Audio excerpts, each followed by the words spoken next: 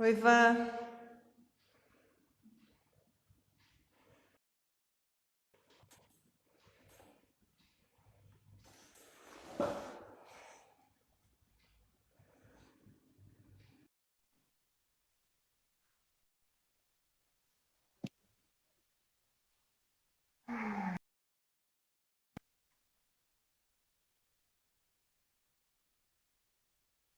Boa noite, pessoal.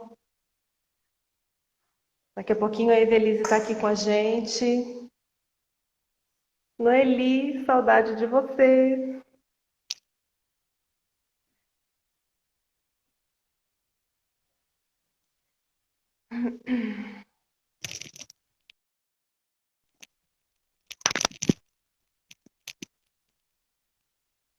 Oi, Vivi. Um pouquinho de paciência que a gente está tentando conectar aqui com a Evelise.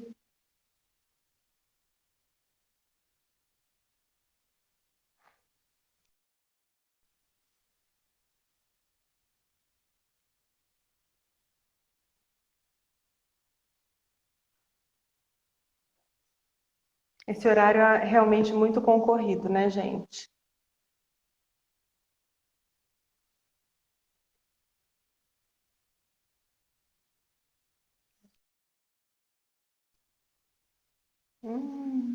Caiu de novo.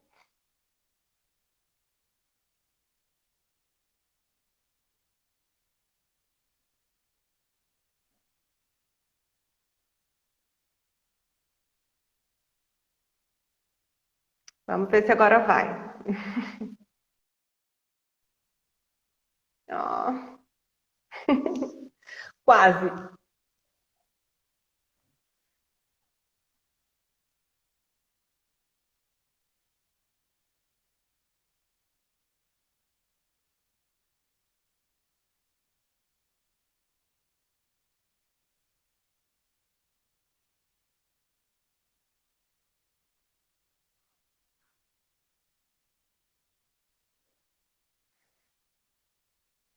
Hoje a gente tem um tema bem bacana para conversar. Se vocês tiverem dúvidas, quiserem fazer perguntas, façam. Tá? Serão muito bem-vindas as perguntas de vocês. Ai, gente.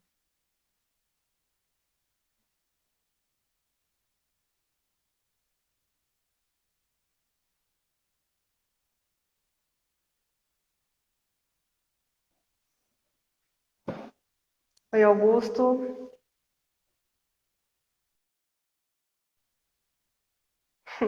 A gente está numa briga aqui para conectar. Tenham paciência. Daqui a pouquinho a gente consegue. Horário muito, muito, muito concorrido.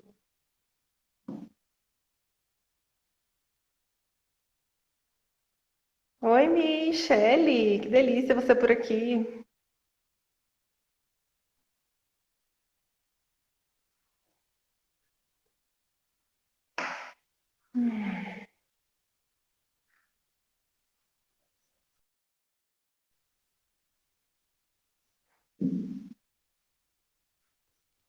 Oi, Nádia.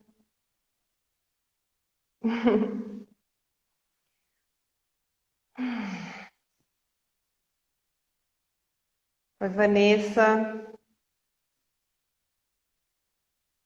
E que tem umas pessoas que entraram que eu ainda não conheço pessoalmente. Agradeço a participação. Tê, que saudade de você, Tê.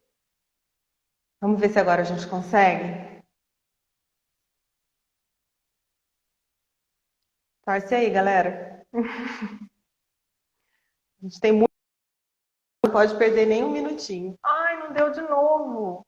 Guilherme, que legal você aí. Carol.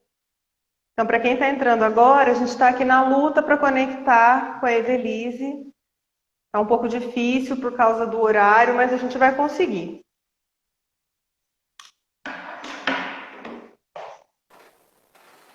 Olá, cheguei! Demorei, Que mas cheguei. bom, O ótimo. pessoal tá chegando aí, que joia, Roberto, tô sim, que vendo. saudade. Rufim, Mari, Diogo. Márcia, olha aí, tem bastante gente já aí. Então, né? Paulo, Rian. A Vamos lá. Vanderleia, né? Tem uma turminha boa aí já. Bom, Tudo bom. boa noite, Evelise. Boa É um noite. super imenso prazer a gente estar aqui junto nessa troca, né? Eu acho que vai ser um bate-papo delicioso, uma hora vai ser pouco, né? Verdade, Sandra. Muito bom. Então, como Obrigada. tem pessoas que eu ainda não conheço, eu vou me apresentar, tá? E desde já agradeço a todos que estão aí presentes, aguardando aí pelo nosso bate-papo. Participem, tá? Depois você se apresenta também, tá bom? Eu sou a Sandra Abreu, tenho um trabalho todo direcionado para a questão da saúde integrativa. Sou educadora física há 25 anos e analista biodinâmica já há 10 anos.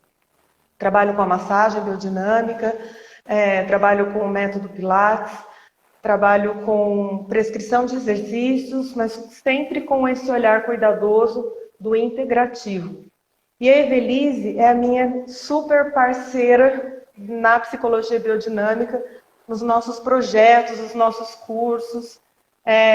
Para esse ano nós temos vários cursos que estão sendo gestados, já eram para ter nascido, mas por conta da pandemia estão meio Sim. congelados, né? Mas a gente está estudando possibilidades de transformar o conteúdo que a gente pode transformar em algo online, para poder estar levando até vocês conteúdos muito interessantes que podem enriquecer muito, tanto na vida pessoal quanto profissional. Tá? Vou deixar a Evelise se apresentar, ela é a minha convidada hoje. Estou assim, achando uma delícia estar aqui e vamos lá, fale um pouquinho de você. Obrigada, Sandra, pelo convite. A nossa parceria é incrível. Eu E, amo. e hoje eu estou aqui, né, para a gente poder, nesse bate-papo legal com a galera que está chegando, falar um pouco sobre esse tema, né, o corpo, né, o corpo explica. E isso fala muito sobre a minha formação. Eu sou psicóloga, psicóloga clínica, e a minha formação é em psicologia corporal, e aí na sequência a psicologia biodinâmica, que é uma formação que segue a linha da corporal, mas com uma profundidade maior ainda. Então nós duas temos essa formação e o entendimento de que o ser humano ele é essa integração corpo, mente, emoções o tempo todo trabalhando juntas, né? Essas instâncias. E como é que tudo isso se reflete, especialmente numa época como a gente está vivendo agora, onde as pessoas estão com as emoções muito afloradas e somatizando bastante, né? Sim. Então, assim, a gente já começa de cara dizendo que sim, o corpo afeta a mente afeta o corpo. Se você tem um problema no seu corpo, a sua mente vai participar diretamente. Se você tem um problema, um conflito emocional, um problema na sua mente, o teu corpo também ele vai estar participando ativamente. E é nesse debate que nós vamos aí seguindo hoje, contando, né, Sandra, para vocês como é que a gente pode achar caminhos de resolver muitos sintomas, muitos conflitos, e como é que a gente tem um olhar para o ser humano de uma forma mais integrada, né? Então, as pessoas falam muito, nossa, doenças psicossomáticas, e aparentemente as pessoas, quem recebe um diagnóstico desse do médico, né, fala, nossa, você vai procurar um psicólogo, ou vai procurar uma análise, porque o que você tem é psicossomático. As pessoas acham estranho de modo geral, né? Como assim? Será que é algo que eu produzo? Que O é que é, né? psicossomático? O que é psicossomático? Então, é muito interessante que a gente esclareça que quando alguém te fala que você tem uma doença psicossomática, ela está dizendo que teve uma participação direta ou da sua mente, do seu estado emocional, para que ou gerasse ou agravasse esse sintoma, essa doença, essa patologia que acabou se manifestando, né? E tem uma frase muito interessante que eu costumo dizer, que quando a mente não elabora, o corpo aflora. E o que é isso? Né? Todos os nossos problemas que nós temos no dia a dia, todos nós temos problemas, muitas vezes nem sempre a gente consegue resolver, são coisas muito conflituosas, problemas de relacionamento, muitos sentimentos de culpa, de raiva, de medo. Nesse momento, o medo e a ansiedade está muito aflorado, né, Sandra? Acho que você tem Muito, visto também. muito. O pessoal aí muito, né, com uma ansiedade muito presente, não conseguindo dormir. Sim, E, infelizmente, pouco se dá de instruções, a gente não tem uma educação para lidar com a emoção. No exato. máximo que a gente faz é abafá-la ou simplesmente fingir que não existe, né? Inclusive tem até alguns conceitos que diz, nossa, se você demonstra emoção, você é fraco, se você fala sobre ela, né? Então ainda existem esses tabus, né? Acho que é bem importante Sim, que as pessoas possam entender que todo mundo tem emoções, elas são normais, naturais. Agora, quando você nega que a emoção está aí presente, você também inibe a possibilidade de você poder trabalhar, elaborar e fazer alguma coisa com ela. E aí o que acontece quando exatamente. não é assim? A gente vai. Eu Quantos sempre sentimentos de coloco. culpa? Sim, eu sempre coloco isso também, né? Que o primeiro passo para que você evite as doenças psicossomáticas, né? Cada pessoa dentro do seu código genético, daquilo que herda da sua família, tem uma predisposição. Então, algumas pessoas são problemas relacionados a enxaquecas, síndromes autoimunes, enfim, milhões de doenças, né? Que podem se manifestar e o estado emocional, ele é como se fosse um gatilho que dispara aquilo que a gente tem, né, no nosso código genético. E o que eu Sim. coloco é que o primeiro passo é a pessoa ser muito honesta consigo mesma, né? Sair de um lugar de orgulho e olhar realmente para aquilo que ela está sentindo, dando nomes sem se retalhar por isso, né?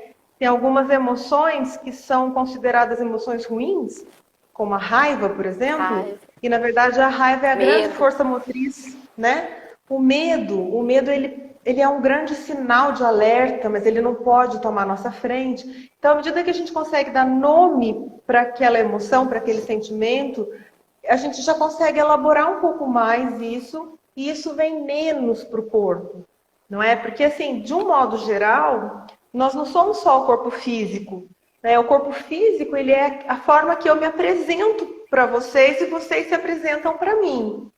Mas ali envolve o corpo emocional, uma esfera emocional, a esfera mental, a história que eu vivi, a maneira que eu vivi a minha história, né? A forma que eu percebi o mundo, como foi meu ambiente desde que eu nasci até aqui. Então, se a gente for olhar de um modo bem simplista, a gente vai falar que tudo é psicossomático. É Só que em verdade. alguns momentos, né, depois que vem, que instala no corpo físico, eu preciso de medicamento, eu preciso de acompanhamento médico, eu preciso de uma série de outras abordagens, né? Então, você se conhecer, né, se entender, né, internamente, não ter tanto medo assim das suas próprias emoções, é o melhor caminho para você prevenir que doenças se instalem, né? Mas aí vem toda uma porção de coisas para a gente conversar, debater. Por isso que eu falei que 1 hora aqui hoje vai ser pouco, né? Seria pouco, né? Isso aqui vai voar. E como a Sandra colocou muito bem, a gente tem uma predisposição, né? E todos nós temos os nossos órgãos de choque. Tem pessoas que, quando adoece, a primeira coisa que vai, quando fica estressado, a primeira coisa que afeta é o estômago, as doenças de pele. Quem que conhece o seu órgão de choque, né?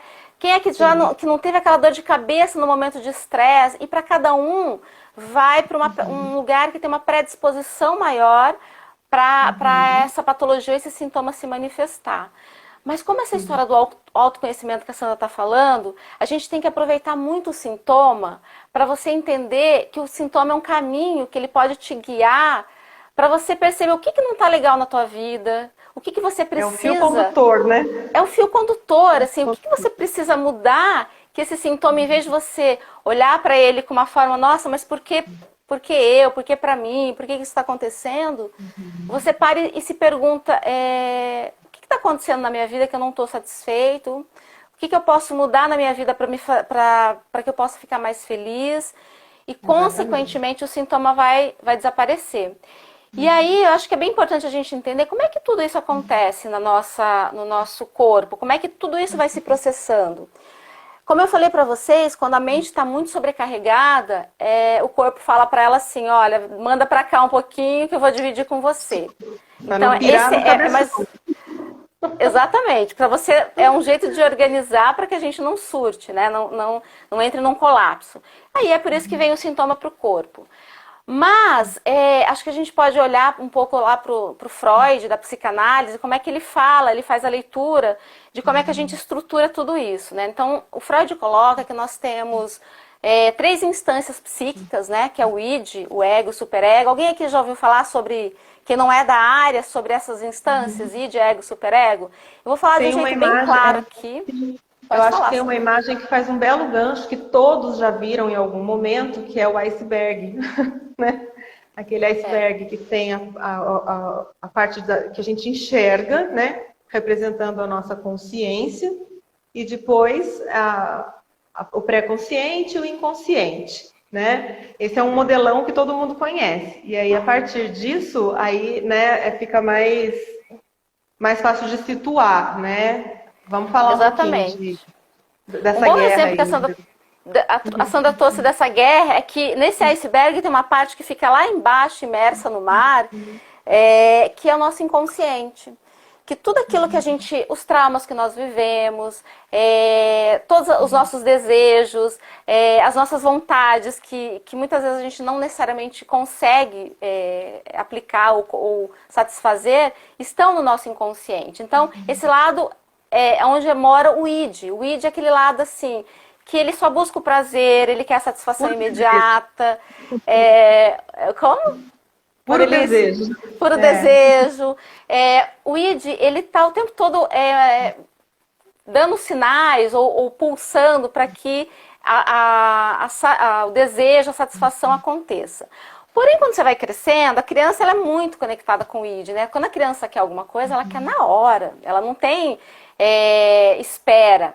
Mas os pais, de uma forma, né, que ok, a gente concorda com isso, a criança vai crescendo, as regras vão acontecendo, a criança vai entendendo que nem tudo que ela quer na hora, que nem toda vontade que ela tem, todos os desejos, podem ser satisfeitos naquele momento.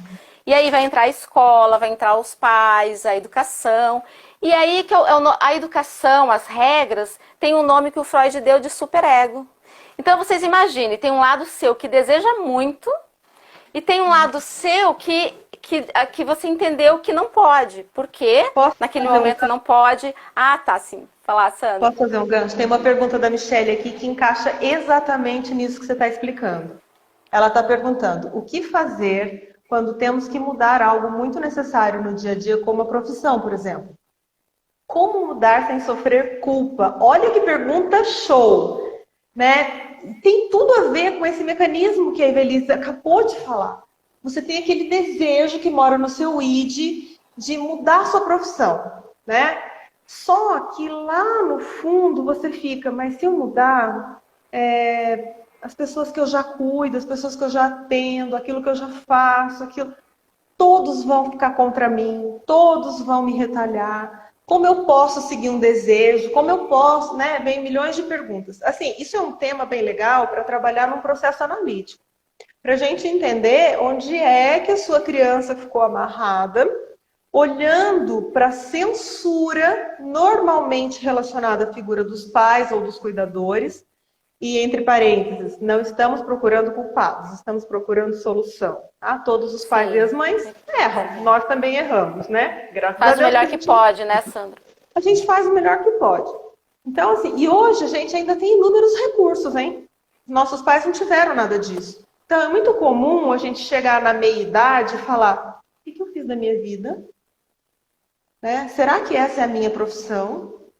O que será que eu desejo? Então, assim, o primeiro passo é você entrar em contato com esse id, com esse desejo, e aí você criar estratégias para poder fazendo essa mudança de um modo suave, não simplesmente para o outro, mas principalmente para você, para que você não fique na culpa. Porque se na meia idade eu escolho mudar de profissão, é sinal que eu estou fazendo a escolha mais madura da minha vida. E tem Sim. muita chance de ser verdade isso, muita chance, né? De não ser uma Sim. ilusão, uma expectativa do adolescente, porque realmente é muito cedo escolher uma profissão aos 17, 18 anos. Né? Eu mesma sou formada em Educação Física há 25 anos e eu me realizo no meu trabalho hoje como analista. E fazem só 10 anos que eu estou formada. Também foi uma escolha que eu fiz aos 40, né? Então, é uma questão, assim, de ter esse diálogo, né, interno, né? O que me assusta no olhar do outro, né? Porque daí falando de culpa, eu vou me sentir culpado, então eu tenho só que servir? Não, não tem só que servir. Mas enquanto não existe uma maturidade para fazer a mudança, se essa mudança é muito repentina e no impulso, o risco da culpa vir como um rebote violento e te jogar para baixo é muito grande. Então, assim, eu aconselho aí que você procure realmente uma orientação, uma ajuda para poder elaborar, porque não vai ser só isso que você vai elaborar na sua vida. Você vai elaborar muitas outras coisas, porque a nossa primeira forma de relacionamento é com os pais. E a gente projeta isso na vida fora se a gente não cura aquelas faltas, aquelas percepções traumáticas que a gente teve lá atrás, né? Então, A gente vai isso que buscar, né? fica registrado. Então, é como se aquele disco arranhado fica voltando sempre naquele pontinho. Então, se alguém já olhou de um jeito diferente para mim e eu estou pensando em fazer algo diferente, eu já fico, nossa, será que eu posso? Então, assim, a gente vive muitas fantasias que são baseadas nos nossos traumas, nas nossas fixações, nas experiências ruins que foram lá de trás. E porque foram tão ruins, a gente jogou para o inconsciente, Ficou lá, né? lá naquela pontinha de baixo, né? E aí, no meio dessa briga, né, Sandra, entre aquilo que eu quero e aquilo que eu posso, entra um terceiro elemento, que é o ego, que ele é fantástico, que é o formador da nossa identidade, né? Que E ele grande vem para salvação poder da lavoura. ajudar a salvação da lavoura. Ele vem para ajudar nesse conflito entre, bom, se eu, por exemplo, se eu sou uma pessoa que vive o tempo todo no id, eu sou aquela pessoa que eu não controlo meus impulsos. Se eu peguei o meu salário hoje, vamos pegar um exemplo, e de repente eu passei numa loja e eu vi um produto e eu quero aquele produto. E se eu não tenho ajuda, se eu não tenho meu superego ele presente também, eu vou gastar o meu dinheiro só para satisfazer aquele meu primeiro impulso que veio, que eu não quero saber. Se eu tô no outro polo, que é do superego, eu sou aquela pessoa rígida, eu tô me cobrando o tempo todo, eu tô com chicotinho nas costas, eu tô fazendo tudo que eu faço, mas ainda achando que tem defeito. E olha só, gente, como as duas polaridades no extremo acaba gerando conflitos também. Então, assim, ou você vive só nos seus impulsos, só para satisfazer aquilo que você quer, sem você conseguir sentir que pode estar no controle, ou você está o tempo todo muito rígido. E aí entra o ego, né, que é o que ele faz a mediação entre essas duas, e vai fazer uma coisa do tipo assim, olha, talvez eu não consiga sair do meu emprego agora, né? Vamos pegar a história da colocação do emprego. Sim, Mas eu vou criar um planejamento para que daqui a um ano, daqui a meio ano, eu possa conseguir achar um ajuste para esse caminho, para essa briga entre o id e o superego, para eu satisfazer o meu desejo, mas que ele não seja de forma irresponsável, porque também isso vai gerar uma dor de cabeça, né, Sandra? Vai gerar um conflito se sim, você fizer tudo que não for no equilíbrio. E aí exatamente. o ego ele entra para ele poder fazer essa mediação. Porém, na medida como foi a tua história de vida, o ego ele vai deixando registrado todas as marcas daqueles conflitos que você não conseguiu resolver. Desejos que você teve que botar lá para baixo, traumas que você não conseguiu elaborar. E a gente tem muito ao longo da nossa vida. E Sim. aí entra o nosso maravilhoso Reich, né, que foi um Tudo de psiquiatra, bom. tudo de bom, psicanalista, que ele trouxe a questão que o corpo e a mente eles estão juntos. E que lá no ego, quando você vai tendo a sua história, a formação de identidade, também vai ficando registrado no seu corpo todas essas marcas que você foi vivendo desses conflitos que você não conseguiu elaborar, fazer 100% uma equação que deveria ser feita, né? E aí isso vai ficando em forma de tensões, né, Sandra? As tensões que Sim. você vai carregando. Alguém consegue perceber, por exemplo, no momento que você está com uma ansiedade muito grande, como é que essa tensão ela vai para o seu corpo? Isso, boa pergunta. Até agora, nesse momento mesmo, pode ser feito esse laboratório aí de percepção, né? Como vocês estão agora? Observe. Está relaxado? Está tranquilo? Está aqui, né? Atento, ouvindo? Como está o seu corpo agora? E como Qual é a está o parte do seu corpo que corpo? tensiona, né? Isso. Qual parte do corpo que tensiona ou está realmente relaxado, está bem, está tranquilo? E compare esse corpo de agora com o corpo de quando você acorda com 15 minutos para chegar no trabalho. Como que o corpo se comporta? Então, o nosso corpo, ele é o retrato das nossas emoções e das nossas sensações. Né? Quando a gente fala em couraças musculares, que é a grande escola aí de Reich, né? que a gente vai falar um pouquinho mais sobre isso, a gente fala de tensões musculares. E essas tensões acontecem porque o músculo se enche de carga e fica parado. Né? Procurem observar nos momentos de ansiedade o que acontece com a respiração, o que acontece com os seus ombros, como fica o seu nível de atenção, né, para as coisas que estão à sua volta. Então, vocês começam a perceber, sim, o corpo explica muitas coisas. Né?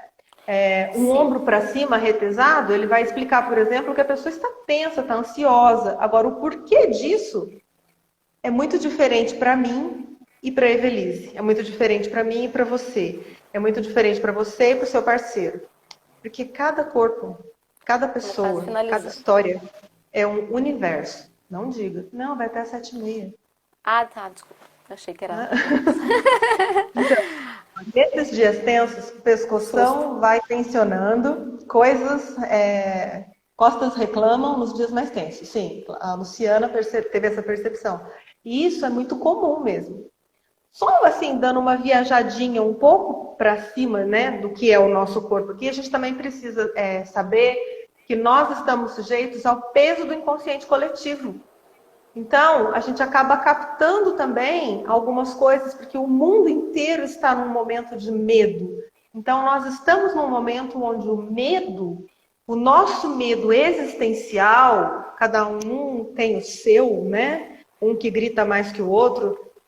Esses nossos medos ficam exacerbados. Então, é o medo da escassez, é o medo do desemprego, é o medo da morte, é o medo da morte dos meus pais, dos meus filhos, enfim, cada um vai tendo aí os seus sintomas, né?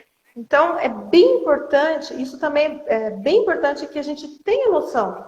Quais são os meus medos? Será que eu não estou misturada em tudo e estou aqui meio desconectada de mim e por isso os meus sintomas exacerbam tanto, né?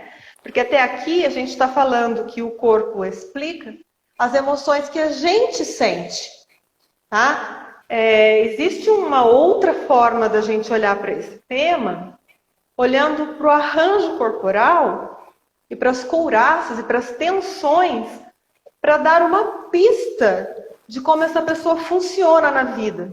Mas isso não é regra, tá? Esse é o maior risco da gente entrar num lugar de dizer que o corpo explica tudo.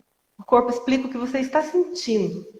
E explica principalmente para você, se você ficar mais conectada a ele. E usar ferramentas para poder voltar a um estado de equilíbrio. É isso que a gente quer ensinar a vocês. Ferramentas para que vocês possam voltar para o estado de equilíbrio. Agora, jeito de funcionar é olhar para um corpo, olhar para um formato de rosto, olhar para um jeito que olha, né? Que a outra pessoa olha, e botar um rótulo na testa, isso é muito perigoso. Tá? Porque você limita o outro de qualquer tipo de crescimento. Porque daí entra aquela síndrome de Gabriela, sabe? Eu nasci assim, eu cresci assim, você sempre assim. Não, a gente está aqui para evoluir. E quanto mais rótulos a gente... eu sou rígida. Eu sou masoquista. Eu sou esquizoide, né? Que hoje em dia esses termos já estão até comuns, de tanto que está sendo falado na rede social. Não é por aí. O que a gente mostra para o outro, no nosso corpo, no nosso formato, dá uma pista, né? Uma pista para quem trabalha com isso, para quem entende realmente a teoria disso tudo. Agora, o que eu mostro para vocês é o meu caráter mais evidente. para eu ter a cura disso aqui, eu tenho que olhar para o que é mais profundo. E se eu não olho para o que é mais profundo, eu vou ficar sempre na minha neurose, sou rígida, né? Então, Eu isso acho que eu é quero... muito importante isso que a Sandra está trazendo, né? Porque acho que o maior. Quando a gente pensou nessa live, acho que assim, a gente precisa falar muito do corpo, que ele tem essa função psicossomática, que ele tem as emoções estão aí, as pessoas têm retratado muito, tem muita gente falando para mim, Vilise, eu estou desenvolvendo um sintoma da Covid-19. Tô sentindo falta de ar, as pessoas têm relatado muito isso. Mas, Cíntia, Tchoga, um beijo aí pra vocês. Mas, a ansiedade faz isso, né? Sim. E aí, como a Sandra falou do medo, o medo ele contrai. Nós estamos vivendo um momento de muito medo. Se a gente pensar que o corpo, ele traz o registro no sentido de você contrair para proteger, o medo ele faz essa contração. Você contrai o seu corpo no momento que você tem medo. Agora, se você passa muito tempo com esse corpo contraído, com o passar do tempo, aquilo vai ficando crônico. E esse corpo contraído, eu queria que você propor para vocês, contrai o corpo o máximo que você puder agora. Tensiona o máximo que você puder. E tenta Veja perceber como a respiração fica ruim. Como a respiração fica ruim, como o teu pensamento fica mais limitado. E você sem respirar, você não tem vitalidade para pensar, para agir, até para perceber exatamente como estão as suas emoções. Exato. Mas outro ponto importante é esse que a Sandra falou. Na medida que a gente vai crescendo, a gente vai desenvolvendo a personalidade em cima dessas tensões, né? Tem pessoas que vão tensionar mais o maxilar, e ela vai formar uma personalidade a partir daí. Os olhos, o Reich elencou 7 segmentos. O peito é a região das emoções onde a gente mais tranca o tórax, né? Essa região, por quê? Porque a gente sente. E o que a gente evita? O que a gente mais evita? É sentir. Infelizmente, a gente acha só esse caminho, que é tensionar para não sentir. Mas aí, quando você acha um outro caminho de entender que você pode respirar, que aí você tem mais vitalidade para poder lidar com aquele conflito, você tem uma outra possibilidade. Mas aí, voltando para a história do rótulo, o Reich elencou personalidades a partir dessas tensões, né? Mas a gente vê o pessoal, inclusive nós damos um curso chamado Leitura Corporal e Personalidade, e a primeira coisa que as pessoas buscam é enquadrar, né? Então tá, a pessoa que tem uma tensão... O que eu sou? Eu sou rígida, eu sou esquizoide, eu sou oral, que foi... é quase como se fosse um horóscopo, né? O pessoal coloca do tipo... E a gente tem uma ferramenta tão bacana, né, Sandra? Que é poder fazer a leitura corporal pela musculatura, pelo tônus, pela respiração. Sem poder enquadrar a pessoa e limitar ela no... Isso é sempre aquilo. Ou se a pessoa não me olhou nos olhos, é uma pessoa falsa. Ou se a pessoa colocou a mão no queixo, ela quer dizer isso. E, gente, fuja disso. O corpo, ele explica, mas ele explica a singularidade de cada um. Então, acho que esse é um ponto muito importante. Quando alguém me pergunta, que eu sou, né? Você é um universo. Você é uma história, você é uma vida inteira até aqui. E eu respeito. Então, por isso, eu não vou ficar colocando carimbo na sua testa, né? Vamos trabalhar, até porque, veja bem, esses traços de caráter, né? Eles são relacionados, eles são linkados às fases de desenvolvimento, desde a fase intrauterina até os 7 anos de idade. Todos nós passamos por todas essas fases, tá? Então, em alguns momentos, eu posso estar mais perdida nas minhas ideias, ou mais criativa, porque daí vai falar, eu sou uma esquizoide, porque eu vivo em Nárnia, eu vivo olhando para o nada. Tá, isso pode ser sim um traço, né, desse tipo de personalidade. Mas eu também sou super criativa, eu estudo, então por que eu vou olhar para o negativo, né? Olhar para a questão do arranjo de caráter só se for para você encontrar recursos para poder se melhorar, tá? E aí, com isso, evoluir. Agora, se eu fico, ai, nossa, eu sou isso, tô lascada, não tem conserto. Tem. E como eu também estive na barriga da minha mãe, eu posso ter um traço esquizoide. Eu mamei, eu tive a fase da amamentação. Isso pode não ter sido tão bom assim, posso ter um traço oral. Ah, mas daí na hora que eu tive, fui reconhecendo que eu tinha pai, tinha mãe, e aí era uma relação meio complicada ali, quando eu era bebê, eu entendia que eles estavam me manipulando, porque toda hora pedia para eu mandar beijinho, porque toda hora não sei o quê, e quando eu fazia isso eu era lindinho, depois eu era esquecido. Claro que isso não é cognitivo, tá? Só um exemplo bem superficial. Então eu posso ter vários traços de caráter, com um ou outro mais evidente. Aí quando eu descubro o mais evidente, eu busco o recurso desse traço de caráter para que eu possa funcionar bem na vida, primeiro comigo e depois com o outro. Tá? Então a ideia não é sair por aí tentando adivinhar o que o outro é para eu poder manipular o outro de acordo com aquilo que eu acho que ele é, que é o que vem sendo ensinado. Desculpa o desabafo. A gente, como terapeutas corporais, da psicologia corporal, especialmente da biodinâmica, tem um olhar muito.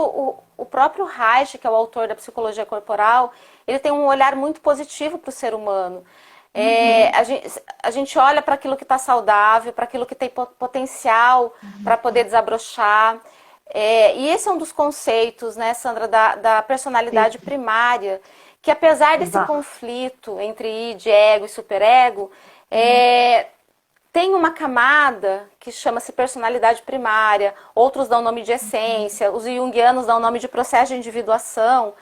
É uma personalidade que ela está sempre saudável e que, para além das couraças, a salvação, para além das couraças, das tensões que a gente precisa organizar para poder sobreviver emocionalmente, fisicamente, se o terapeuta ou se cada um aqui tiver um olhar positivo para essa camada saudável que existe, né, de personalidade primária, a gente consegue muito mais ampliar aquilo no outro do que você só ficar olhando para aquilo que está ruim, para aquilo que não está legal. Isso serve para os tempos como hoje, né, Sandra? A galera que só fica conectado com a notícia ruim, tudo aquilo que você bota a tua atenção, aquilo amplia de forma muito maior, né?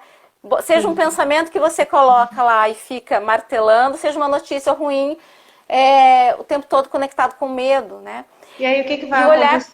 Né? As pessoas se tornam extremamente reativas, agressivas, né? Se desconectam do que tem de mais importante, que é manter a calma, né?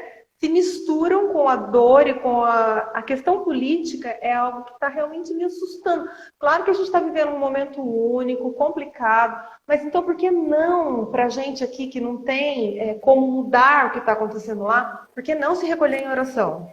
Por que não cada um dentro da sua fé pedir, nossa, que um bem maior aconteça, que as pessoas entendam que não é na guerra, é na paz, enfim. Mas não, tem uma colocação que é da Madre Teresa de Calcutá. Eu não sou religiosa, gente. Eu não sou. Eu sou espiritualista.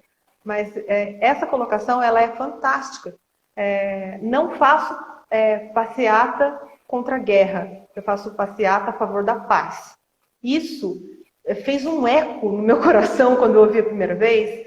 Então, assim, a ideia o momento está complicado, vamos fazer uma campanha para ajudar quem tem menos? O momento está complicado, vamos trabalhar e vamos fazer uma live, vamos levar informação para as pessoas que não estão podendo vir até nós, né? Transformar.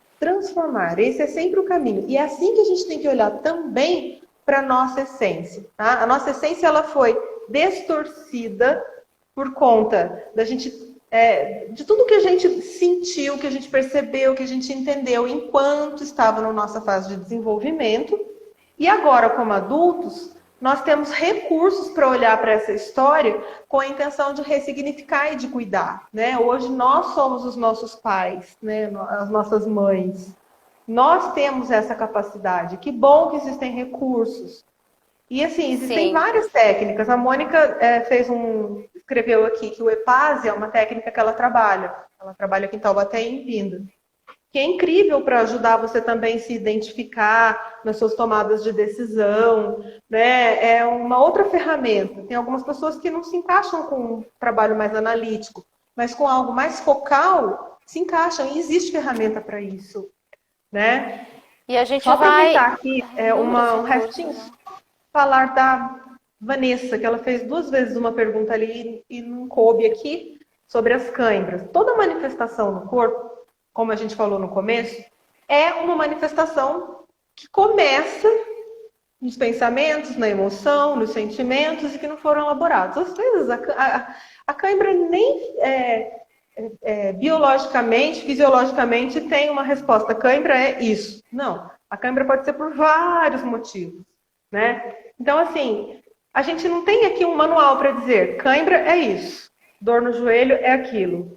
A gente tem aqui um olhar para o corpo que respeita uma história, que ouve o outro e que ajuda o outro a entender o que é aquela manifestação naquele corpo. Então, assim, não tem manual, sabe? Não tem regra, Exatamente. não tem roteiro. Tem receita né? de bolo, né? Assim, até as doenças classificadas, porque conjuntivite sempre vai ser isso. A gente tem uma noção de que alguma coisa no olhar, nas emoções que estão ali. Mas é tão singular e tão subjetivo de cada um, da sua própria história, né, Sandra?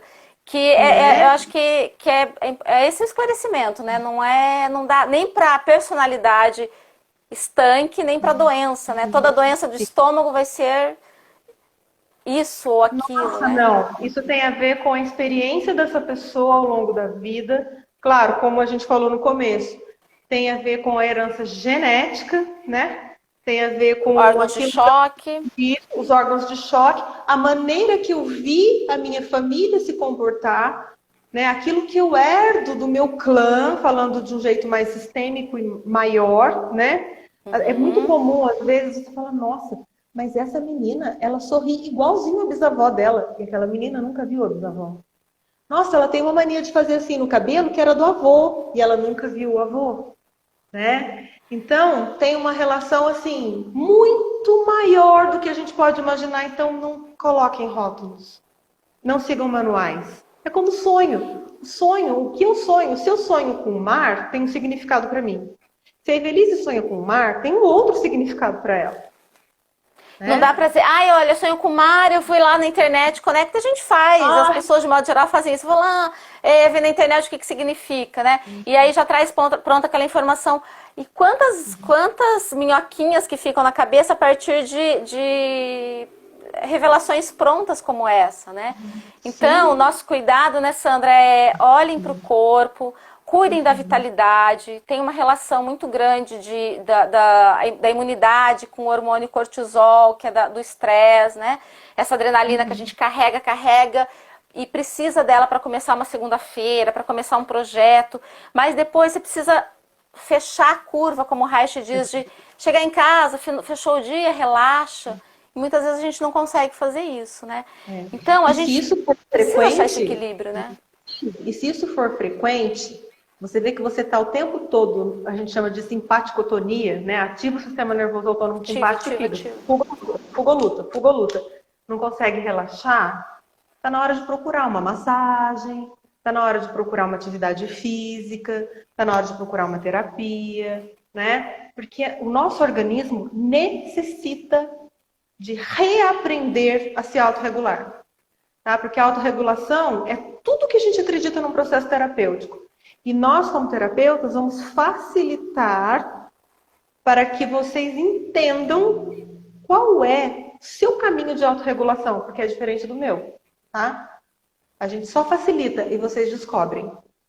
É como um parto. Você fica ali, esperando, né? Conduzindo o parto. O grande insight, a grande percepção é da própria pessoa. E é lindo quando você vê alguém assim, nossa, né? Aí você vê que desmancha, né? E fica aquele gostosinho. Só que no dia a dia a gente está tão acostumado com paulada que até o gostosinho tem hora que assusta. E aí tensiona de novo. E é a hora que o processo terapêutico é mágico. Não no sentido de fazer plim e acabou. Mas não. De ir caminhando com essa pessoa até que ela não precise mais da sua ajuda. E a coisa mais delícia é quando a pessoa está voando, né? Você fala, ai, que gostoso, né? Ai, que delícia ver essa pessoa conquistando, ganhando, né? Sorrindo, mais jovem, bonita. E você fala, puta, ajudei um pouquinho. Gente, isso não tem preço. É muito legal, né? A Sandra trouxe É. um ponto que é a palavra autorregulação. É o caminho que a gente do olhar positivo para o ser humano. Então, esse conceito ele fala muito da capacidade que o nosso corpo tem de se curar, um processo, de trazer um processo de autocura. Né? E todos nós temos essa capacidade, todo o organismo tem essa capacidade. E Uhum. se a gente pensar que a autorregulação ele conecta com a história da personalidade primária, com a Isso. essência, né? Com aquilo que você acredita que não é você como terapeuta que vai lá e vai ter a possibilidade de curar o outro. Isso é muito narcísico, né? Eu vou Sim. curar o outro, mas Não.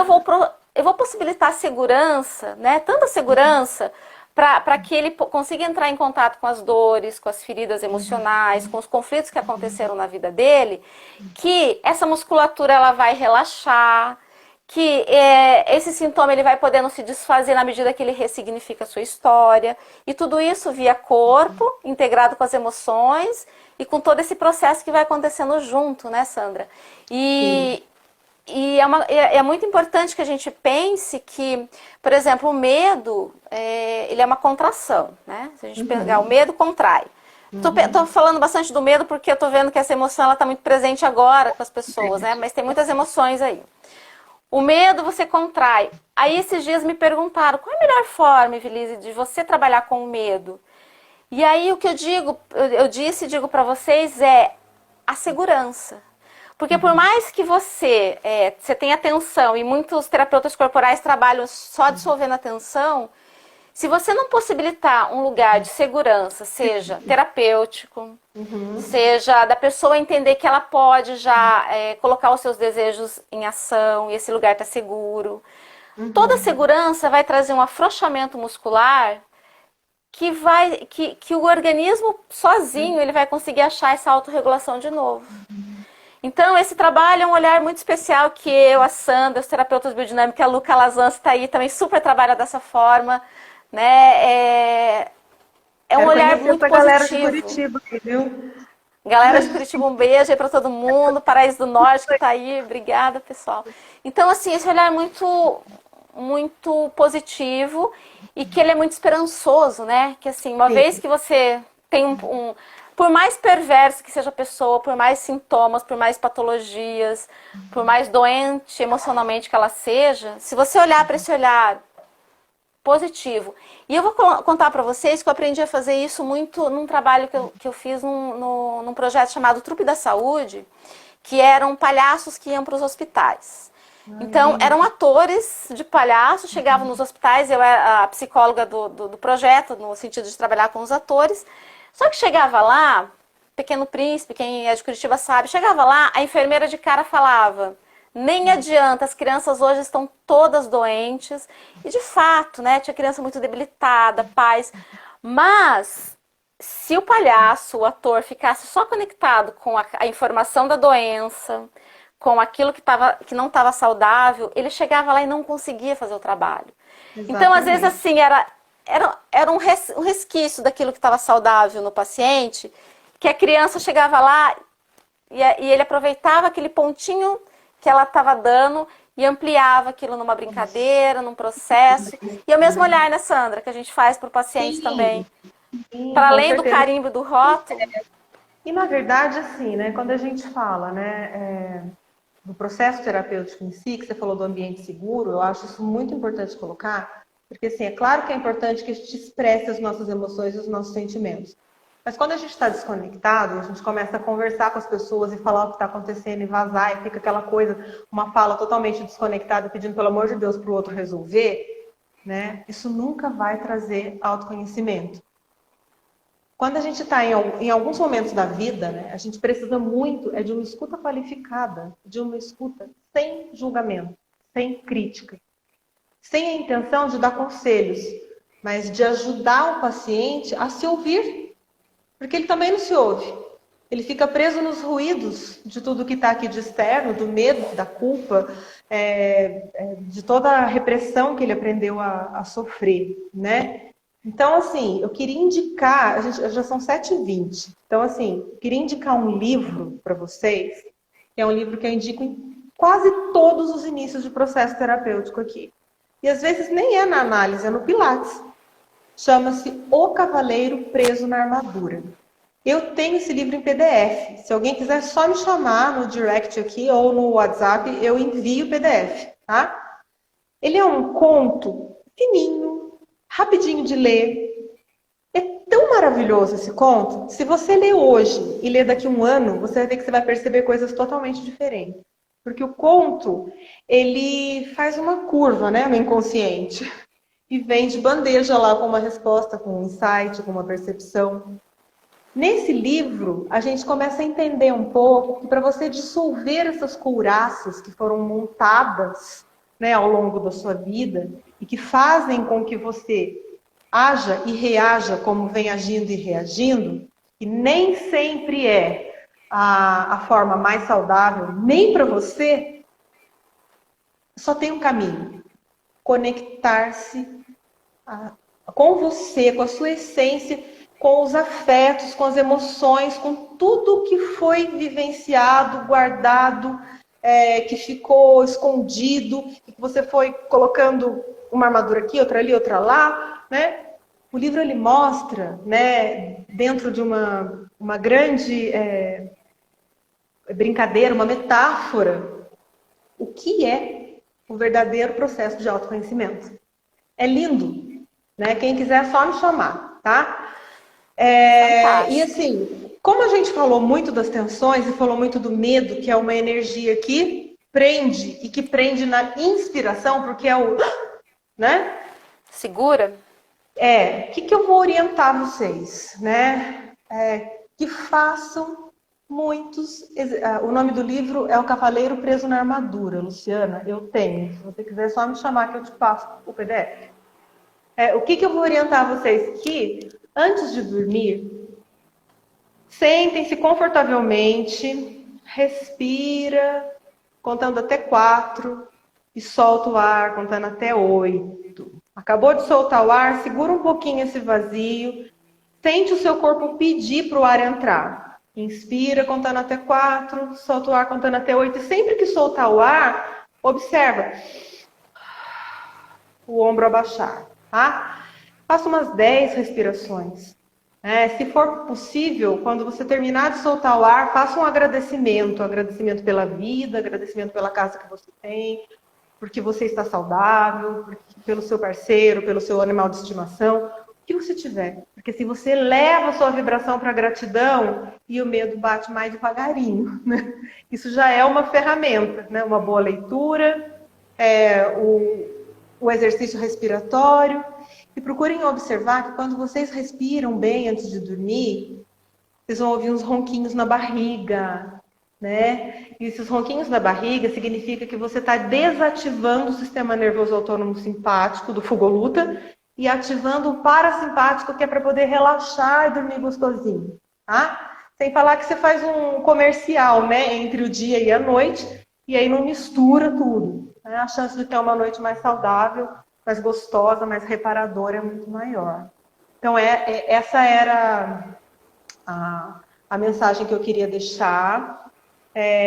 Já vou passar para a Evelise poder também, já vou me despedir aqui para a Evelise poder se despedir depois. Mas, nós vamos nos encontrar mais vezes, explorar mais esse tema, que ainda tem muita coisa para a gente explorar. Inclusive, antes da gente começar esse bate-papo, a Evelise fez uma sugestão incrível de falar um pouco sobre a vitalidade, né? Que é algo que a gente perde muito quando a gente se desconecta da nossa essência. Então, esse pode ser um tema para o próximo encontro. E, assim, fiquem atentas aos cursos que a gente vai divulgar, que serão online, por um preço mega acessível, para que muita gente possa fazer. Tá? Que a gente está com muito projeto congelado. Gente, mas muito a gente vai obrigada. tentar transformar em online. Sim. Gratidão, Sandra.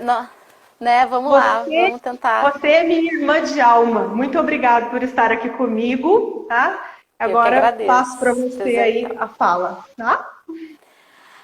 Então é isso, gente. Olha, a nossa dica, a dica da Sandra de respiração, porque é pela respiração que a gente consegue achar um equilíbrio de novo, achando a conexão com o parasimpático, né, que é do estado de relaxamento.